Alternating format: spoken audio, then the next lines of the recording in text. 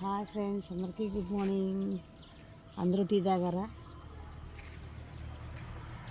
నేనైతే కనకాంబరం పూలు చేస్తున్నాను ఫ్రెండ్స్.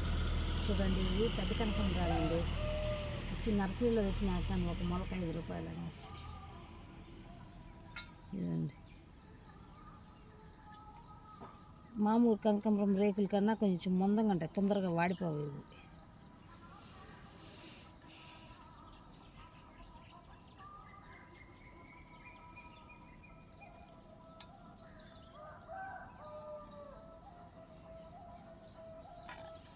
చూపించాను. ఇదంతా టమాటా చెట్లు నాటాను. ఇంకా ఒకసారి అయితే తోనాను. అది చెరుకులు.